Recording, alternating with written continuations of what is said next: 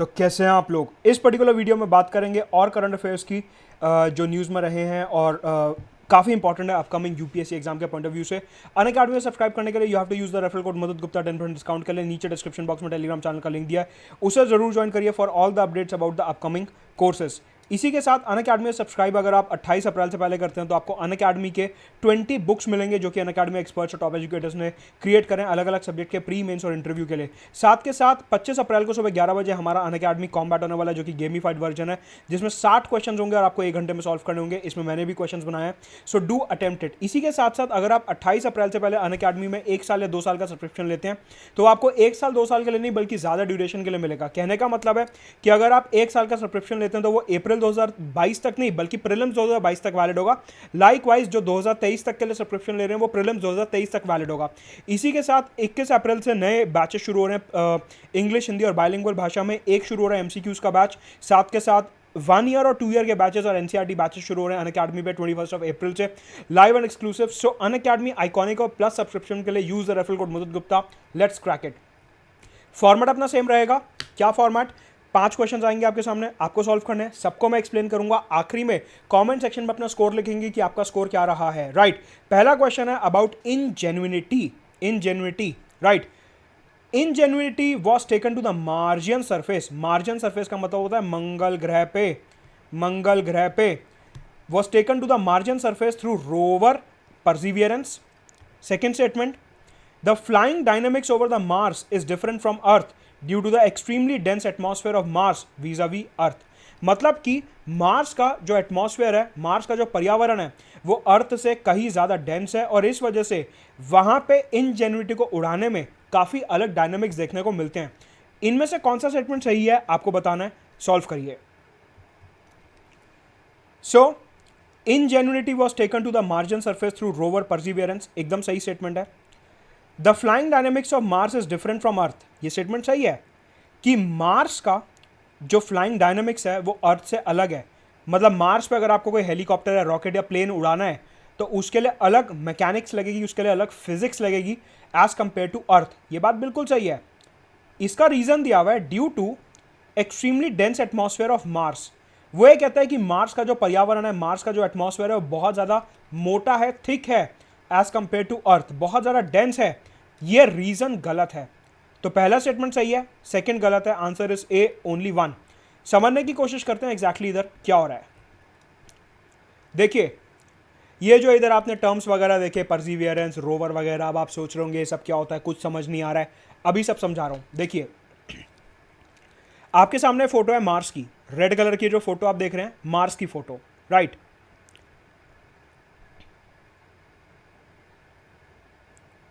Let us से Mars के around ये ऑर्बिट है। आपको पता है जो सेलेस्टियल बॉडीज होती हैं इनके अराउंड ऑर्बिट होता है और उसमें कोई कोई छोटे छोटे सैटेलाइट घूमते रहते हैं। जैसे अर्थ के अराउंड ऑर्बिट है, उसमें मून घूम रहा है। अर्थ के अराउंड ऑर्बिट है, उसमें दूसरे सैटेलाइट घूम रहे हैं। सिमिलरली ऐसे एज्यूम करिए ये मार्स है, रेड कलर की जो फोटो दिख रही है, इसके अराउंड एक ऑर्बिट है। हमने एक सैटेलाइट बनाया है इसरो ने, सपोज करिए, और वो सैटेलाइट ऐसे मार्स के अराउंड चक्कर काट रहा है, ऐसे ऐसे ऐसे ऐसे ऐसे ऐसे। मार्स पे उतरे बिना, मार्स पे जाए बिना ये जो सैटेलाइट है मार्स के चक्कर काट रहा है। ऐसी बॉडी जो सेलेस्टियल बॉडी पे, मार्स पे लैंड नहीं कर रही, बस चक्कर काट रही है, इसे बोलते हैं ऑर्बिटर। क्या बोलते हैं? ऑर्बिटर। ऑर्बिटर का मतलब होता है एक ऐसा सैटेलाइट, एक ऐसी बॉडी जो मार्स के चक्कर काट रही है, गोल गोल गोल गोल। ये जैसा नीला ऑर्बिट में आप देख रहे हो चक्कर काट रही है, लेकिन मार्स के सरफेस पे लैंड नहीं कर रही है, इसे कहते हैं ऑर्बिटर। ठीक है, ये हो गई फोटो 1। अब आ जाओ पिक्चर नंबर 2 पे। पिक्चर नंबर 2 पे आप देख रहे होंगे एक छोटी सी गाड़ी बनी हुई है जिसके टायर भी हैं मारुति सुजुकी स्विफ्ट जैसी। ये देखो ये गाड़ी, ऐसी छोटी सी गाड़ी जिसके पास टायर हैं और जो मार्स की ज़मीन पे, ये देखो ये मार्स की ज़मीन है, ये मार्स की ज़मीन है। पता चला थोड़े टाइम बाद सुनील शेट्टी यहाँ जाके भी ये धरती मेरी माँ है सर। तो ये मार्स की ज़मीन है। यहाँ पे जो छोटी सी गाड़ी चल रही है जिसके छोटे छोटे टायर हैं, इस गाड़ी का नाम है स्विफ्ट नहीं, रोवर। इसको बोलते हैं रोवर। रोवर एक ऐसा इंस्ट्रूमेंट होता है जो दूसरे प्लेनेट की जमीन पे टायर की मदद से चल रहा है, नॉर्मल गाड़ी की तरह। यह है रोवर। अच्छा ठीक है, नासा ने क्या करा, मार्स पे एक ऐसी गाड़ी भेजी। मार्स पे नासा ने एक ऐसी गाड़ी भेजी जिसका नाम है रोवर परसिवियरेंस।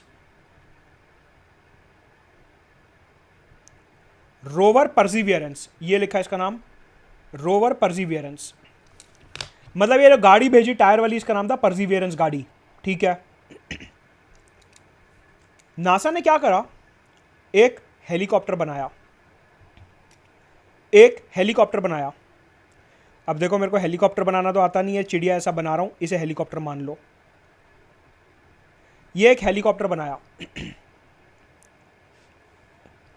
इस हेलीकॉप्टर को क्या करा, ये जो परसिवियरेंस गाड़ी है इसके ऊपर फिट कर दिया। इसके जरिए, परसिवियरेंस गाड़ी के जरिए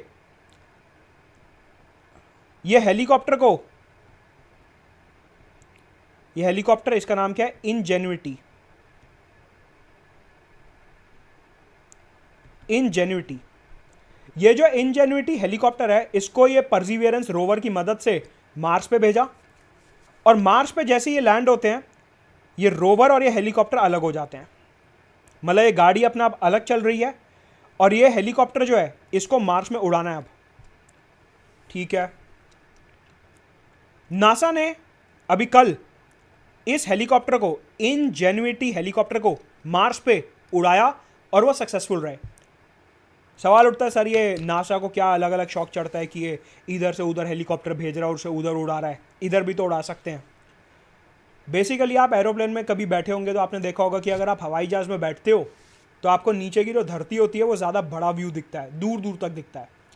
नासा ने कहा यही लॉजिक लगाते हैं मार्स पे। हमने पूछा कैसे, इन्होंने बोला कि देखो, अगर उधर मार्स के सरफेस पे एक हेलीकॉप्टर उड़ाते हैं तो उधर क्या दिखेगा, दूर दूर तक मार्स का सरफेस दिखेगा, किधर पहाड़ है, किधर प्लेट्यू है, किधर मिट्टी है, किधर गड्ढा है, कहीं पानी तो नहीं दिख रहा दूर से। मतलब कि ये जो हेलीकॉप्टर उड़ेगा मार्स पे, ये हमारे को मार्स के जो सरफेस है, मार्स का जो एटमॉस्फेयर है, उसके एनालिसिस में मदद करेगा। इस वजह से ये जो इंजेन्युइटी, ये देखो यहाँ पे नाम भी लिखा हुआ है मैंने, इंजेन्युइटी हेलीकॉप्टर, मार्स पे ये जो इंजेन्युइटी हेलीकॉप्टर उड़ाया, ये दुनिया का पहला हेलीकॉप्टर है जो किसी और प्लैनेट पे जाके उड़ाया गया। अभी तक जितने हेलीकॉप्टर प्लेन उड़ाए वो सब अर्थ से उड़ाए गए थे। इंजेन्युइटी दुनिया का पहला ऐसा हेलीकॉप्टर है जो मार्स पे ले जाके उड़ाया गया। अब आपको पता है, इधर अर्थ पे हम कोई हवाई जहाज हेलीकॉप्टर को उड़ाते हैं तो इधर उधर जो हवा है वो बहुत जोर जोर से हेलीकॉप्टर प्लेन की बॉडी पे लगती है। सेम चीज मार्स पे होती है। लेकिन नासा के साइंटिस्ट ने ये निकाला कि मार्स पे जो एटमॉस्फेयर है वो काफी पतला है, उसकी डेंसिटी बहुत कम है। अर्थ के कंपैरिजन में उसकी जो मोटाई है, अर्थ के कंपैरिजन में उसकी जो डेंसिटी है वो 1/100 है। अर्थ के कंपैरिजन में उसकी मोटाई, उसकी डेंसिटी 1/100 है। मतलब कि उधर एयर फ्रिक्शन काफी कम है। इस वजह से वहां पे एयर फ्रिक्शन कम होने की वजह से हवा का जो दबाव है वो कम है उधर। इस वजह से ये जो इंजेन्युइटी हेलीकॉप्टर बनाया, इसका मटेरियल, इसकी मैकेनिक्स, इसकी फिजिक्स थोड़ी अलग रखी गई। इसमें नासा के साइंटिस्ट को काफी चैलेंज फेस करने को मिला। यहां पे आपका पहला टॉपिक खत्म होता है। दूसरा क्वेश्चन, आगे बढ़ने से पहले एक चीज ध्यान रखना, पांचों क्वेश्चन करने के बाद कमेंट में स्कोर लिखना है और नीचे डिस्क्रिप्शन में टेलीग्राम चैनल दिया, उसे ज्वाइन कर लो। एक नई स्कीम आई है, उसके ऊपर सवाल बनाया मैंने।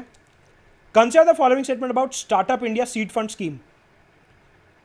It comes under the aegis of ministry of corporate affair. ये मिनिस्ट्री ऑफ कॉर्पोरेट अफेयर के अंडर आती है। Second statement, it is a scheme aimed at supporting bamboo startups in north east India. अपना पूर्व उत्तर भारत में जो ये बांस के स्टार्टअप्स हैं, बैम्बू स्टार्टअप्स, इनको प्रमोट करने के लिए स्कीम लाई गई है। कौन सा स्टेटमेंट सही है, सॉल्व करिए। ये जो startup India seed fund scheme है, ये लॉन्च करी गई है by ministry of commerce and industry. पहला स्टेटमेंट गलत है। दूसरा statement, it is a scheme aimed at supporting the bamboo startups in north east India. गलत। ये जो है जितने भी स्टार्टअप्स हैं पूरे हिंदुस्तान में उनको सपोर्ट करने के लिए स्कीम लाई गई है। अभी डिटेल्स बता रहा हूं इसकी। Answer is D, neither one nor two. दोनों ही स्टेटमेंट्स गलत हैं। अगर हम ये startup India seed fund scheme की बात करते हैं, सबसे पहले ये लॉन्च की गई by department known as department for promotion of industry and internal trade, DPIIT। Ministry of commerce and industry के अंडर एक ये डिपार्टमेंट आता है जिसका नाम है department for promotion of industry and internal trade. इसने लॉन्च करी है स्कीम। इसका पर्पस क्या है? इस स्कीम का पर्पस ये है कि अगले 4 साल में 3600 स्टार्टअप्स में 945 करोड़ रुपीस इन्वेस्ट करे जाएंगे। आपको पता है कि स्टार्टअप का मतलब क्या होता है? एक आइडिया, एक बहुत अच्छा आइडिया जो मार्केट में चल सकता है, जिसको थोड़े से सपोर्ट की ज़रूरत है, स्टाफ की ज़रूरत है, एक्सपर्टीज़ की ज़रूरत है, थोड़े से पुश की ज़रूरत है, जिससे कि वो मार्केट में अपने प्रोडक्ट को लॉन्च कर सके। सरकार ने बोला ऐसे 3600 स्टार्टअप्स को हम 945 करोड़ रुपीस देंगे अगले 4 साल में। इनको सपोर्ट किया जाएगा थ्रू 300 इंक्यूबेटर। इंक्यूबेटर क्या होता है? इंक्यूबेटर कुछ नहीं है, समझो। स्कूल में क्या होता था? प्रिंसिपल अनाउंसमेंट करती थी, सब क्लास टीचर्स अपने अपनी क्लास के 3 टॉप बच्चों को भेजेंगी। तो क्लास टीचर कौन है? इंक्यूबेटर। प्रिंसिपल कौन है? मोदी जी। मोदी जी ने क्या बोला सारे क्लास टीचर को? आपके पास जो जो बेस्ट स्टार्टअप्स हैं उनको आप मेरे पास भेजो, मैं उनको पैसा दूंगा। सर समझ नहीं आ रहा क्या बोल रहे हो आप।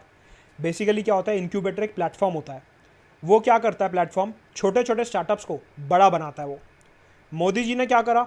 अनाउंसमेंट कर दी माइक पे, जितने भी क्लास टीचर हैं, मतलब जितने भी प्लेटफॉर्म हैं, जितने भी इंक्यूबेटर हैं, वो अपने बेस्ट स्टार्टअप आइडिया हमारे पास लेके आओ।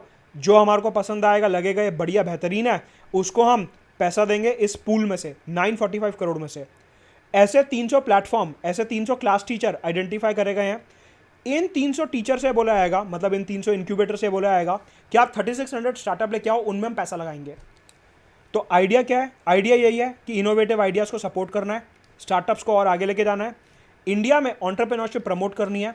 और यहाँ पे स्पेशल फोकस दिया जाएगा Tier 2 और Tier 3 सिटीज़। मतलब कि दिल्ली, मुंबई, चेन्नई, बैंगलोर में तो हर कोई स्टार्टअप में पैसा ले लेता है, लेकिन छोटे शहर जो हैं, Indore, Nagpur, Bhopal etcetera, Tier 2 Tier 3 cities, इनमें जो स्टार्टअप्स आ रहे हैं इनको स्पेशल फोकस देते हुए ये startup India seed fund scheme लाई गई है। क्वेश्चन नंबर 8 आज का, science and technology, mobile communication related. Consider the following statement about mobile communication technology. पहला statement, mobile signal boosters are associated with amplifying the mobile signal waves and redistributing the strengthened signal. ये जो mobile booster हम घरों में लगा लेते हैं, वो ये कह रहा है, हिंदी में आपको बता देता हूँ जो हिंदी मीडियम के छात्र हैं उनके लिए, कि ये जो मोबाइल बूस्टर लगाया जाता है ये क्या करता है? मोबाइल का जो सिग्नल होता है उसको स्ट्रॉन्ग कर देता है। सेकेंड, ये जो मोबाइल सिग्नल बूस्टर होता है ये सिग्नल को कई बार वीक भी कर देता है और स्पेक्ट्रम में इंटरफेरेंस भी करता है। इनमें से कौन सा स्टेटमेंट सही है? सॉल्व करने की कोशिश करिए। So the answer is C, both the statements are correct. आप कहोगे सर को पता नहीं क्या हो गया है। एक स्टेटमेंट कह रही है मोबाइल सिग्नल जो है वो सिग्नल को स्ट्रॉन्ग करता है, दूसरी स्टेटमेंट कह रही है मोबाइल सिग्नल बूस्टर जो है सिग्नल को वीक करता है, और मैं कह रहा हूं दोनों स्टेटमेंट सही है। लग रहा है सर को नींद आ रही है। नहीं, समझो इधर क्या हो रहा है, ध्यान से डायग्राम देखेंगे।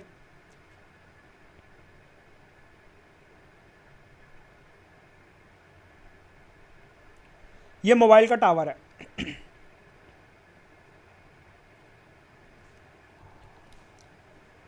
लेट अस से ये हाउस 1,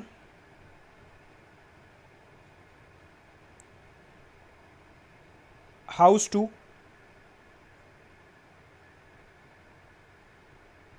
हाउस 3। इधर सिग्नल जा रहा है टावर से,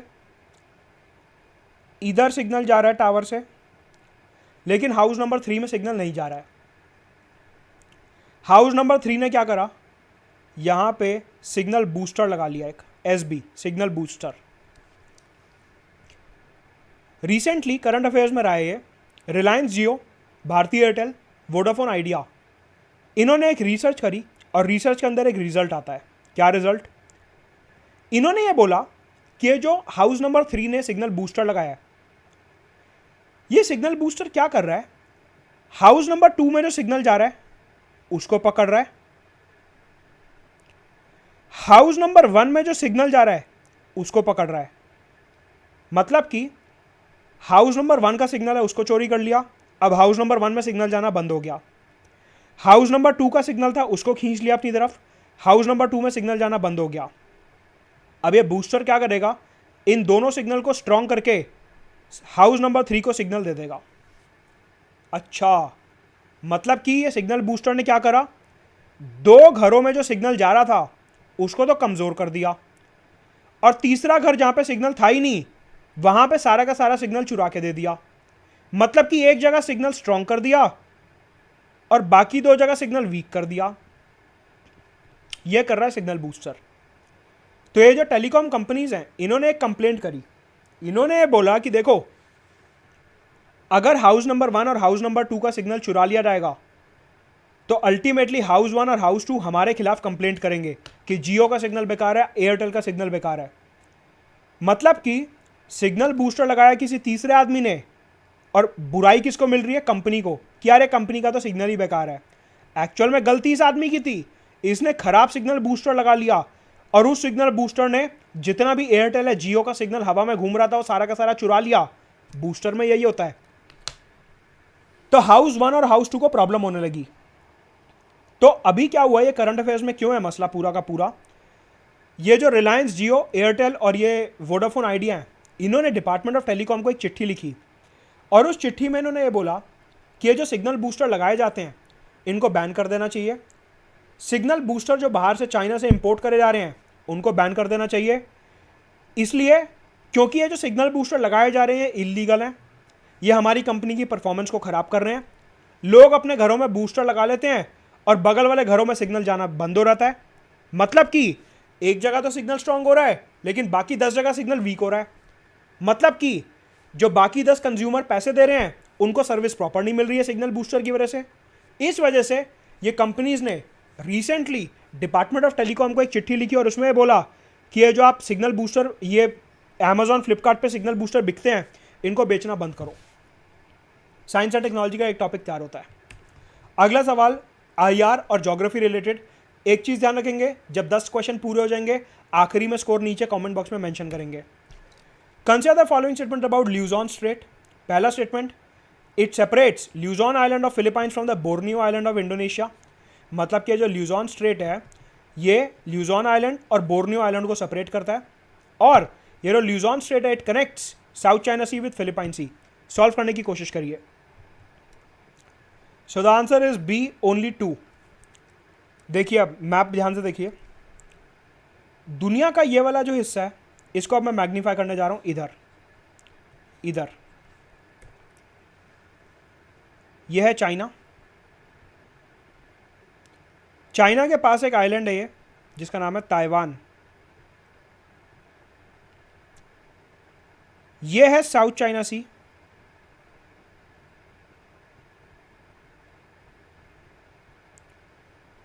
यह है फिलीपाइंस, और फिलीपाइंस आपको पता है ग्रुप ऑफ आइलैंड्स है। फिलीपाइंस में ही एक बहुत बड़ा आइलैंड है जिसका नाम है ल्यूजॉन, और यह पूरा समंदर जो आप देख रहे हैं यह है फिलीपाइन सी।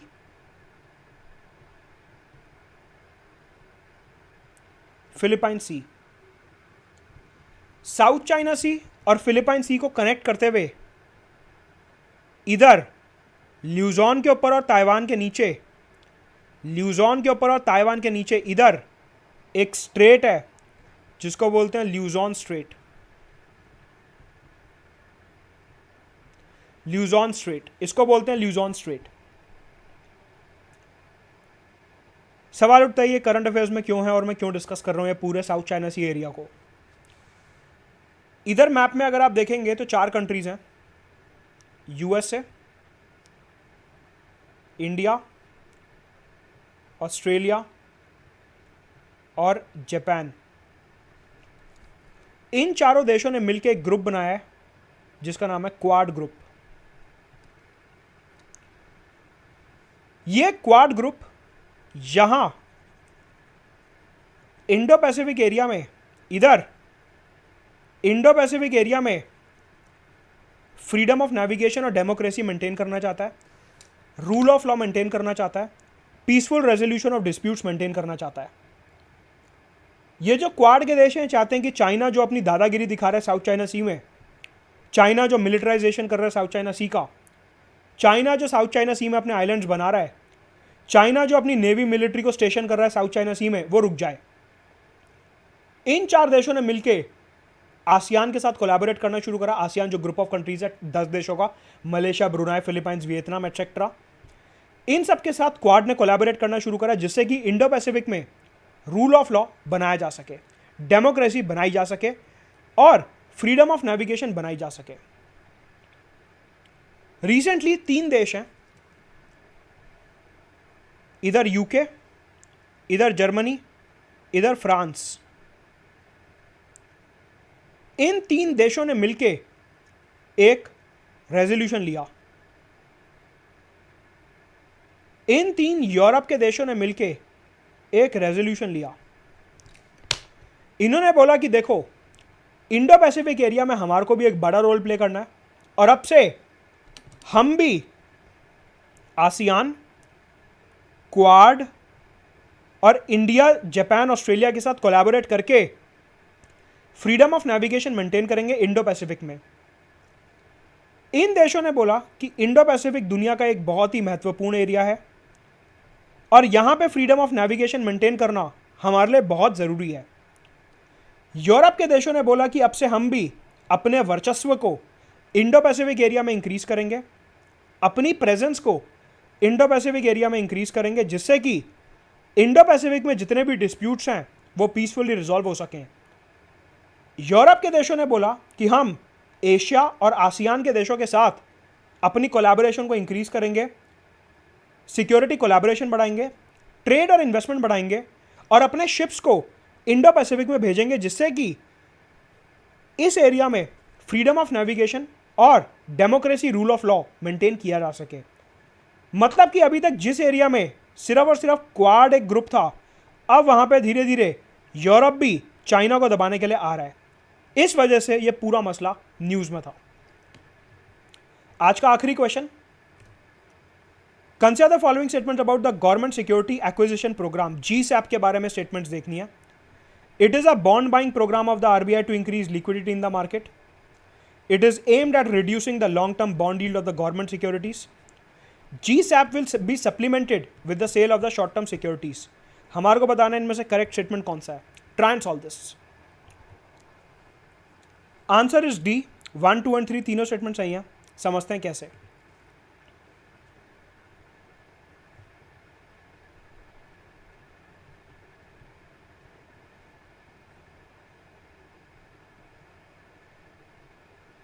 RBI और मार्केट, मार्केट में गवर्नमेंट सिक्योरिटीज हैं।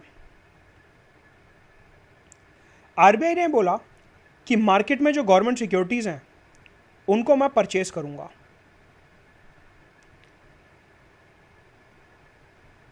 सीधी सी बात है, अगर आप कुछ बाजार से खरीदोगे तो उसके लिए पैसा देना पड़ेगा। RBI ने बोला मेरा बजट है 1 ट्रिलियन रुपीस का, मैं मार्केट से 1 ट्रिलियन रुपीस की सिक्योरिटीज खरीद लूंगा और पलटे में मार्केट में 1 ट्रिलियन रुपीस दे दूंगा। सीधा सा हिसाब है। RBI ये कहता है कि यहाँ पे जितनी भी सिक्योरिटीज़ हैं, बेसिकली RBI कहता है यहाँ पे जितनी भी लॉन्ग टर्म सिक्योरिटीज़ हैं, लॉन्ग टर्म का मतलब 10 साल, 20 साल, 15 साल की, उन सिक्योरिटीज़ को मैं खरीद लूँगा और पलटे में मार्केट में पैसा दे दूँगा। इससे क्या हो रहा है, मार्केट में जो लिक्विडिटी है वो बूस्ट हो जाएगी। इससे क्या हो रहा है, मार्केट में जो लिक्विडिटी है वो बहुत ज़्यादा इंक्रीज हो जाएगी। Liquidity will increase, liquidity increase हो जाएगी। ठीक है। इकॉनमी क्या कहती है? इकॉनमी ये कहती है कि अगर आप कोई सिक्योरिटी परचेज कर रहे हो, जैसे यहाँ पे RBI जो है लॉन्ग टर्म सिक्योरिटी परचेज कर रहा है, तो उसका जो बॉन्ड यील्ड है, उसका जो बॉन्ड यील्ड है मतलब उसके ऊपर जो आपको ब्याज मिल रहा है, इंटरेस्ट मिल रहा है, वो रिड्यूस हो जाएगा।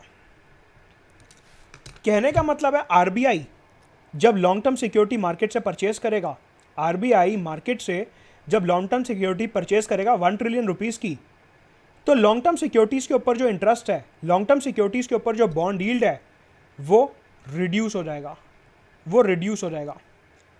इसका बेनिफिट ये होगा कि भारत सरकार जो कि इंफ्रास्ट्रक्चर में पैसा इन्वेस्ट करना चाहती है, अब क्योंकि लॉन्ग टर्म सिक्योरिटी पे इंटरेस्ट कम हो गया, तो भारत सरकार इजीली मार्केट से उधारी में पैसा ले पाएगी लॉन्ग टर्म के लिए और उसे इन्वेस्ट कर पाएगी। क्यों?